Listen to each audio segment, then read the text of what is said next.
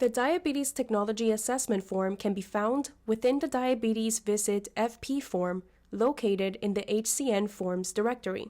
Once you're there, you will see a tab labeled Diabetes Technology. Within the form, there are three important components: the Continuous Glucose Monitor Assessment, the Insulin Pump Assessment, and resource links. The Continuous Glucose Monitor Assessment section is located on the top left corner. You or your staff will be able to assess if the patient is currently using a CGM. If they are, you will be able to document the interpretation of the CGM data. Notice there is a CPT code associated with this checkbox. This specific code may be eligible for reimbursement depending on the patient's health insurance. You may also add any additional information about the data you interpreted within the free text section as shown.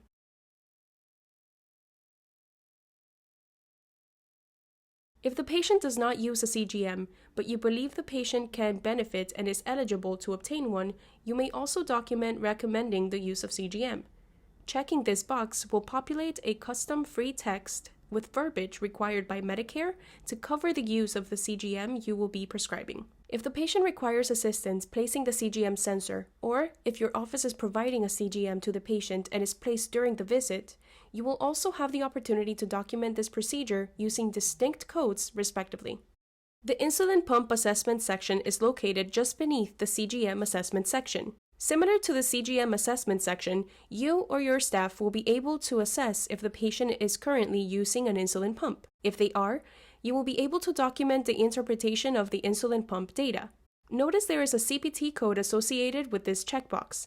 This specific code may be eligible for reimbursement depending on the patient's health insurance. If the patient uses an insulin pump and there is an adjustment made during the visit, you will be able to document this adjustment using the appropriate CPT code. If the patient does not use an insulin pump, but you believe the patient can benefit and is eligible to obtain one, you may also document recommending the use of an insulin pump. And lastly, you can also document if there was any data use counseling provided during the visit. The resource links section was broken up in two categories. The Diabetes Technology and Workflow section has links that will be very useful to clinical staff and patients alike.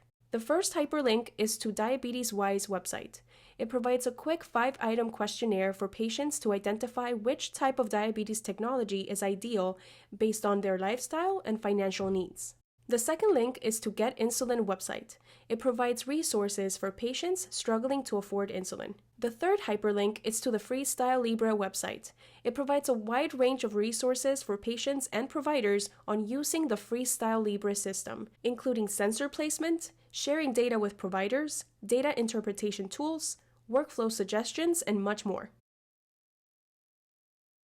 The Cgm Provider Portal section includes hyperlinks to the 4 major CGM manufacturers' data dashboards. Here is where the providers can access and download patient data to interpret and/or import into the EHR. And finally, if we navigate to the preview of this note, you will see how this assessment will be documented. Your assessment of diabetes technology will appear under the Practice Management section of your note, and any free text will populate next to the appropriate assessment that you made.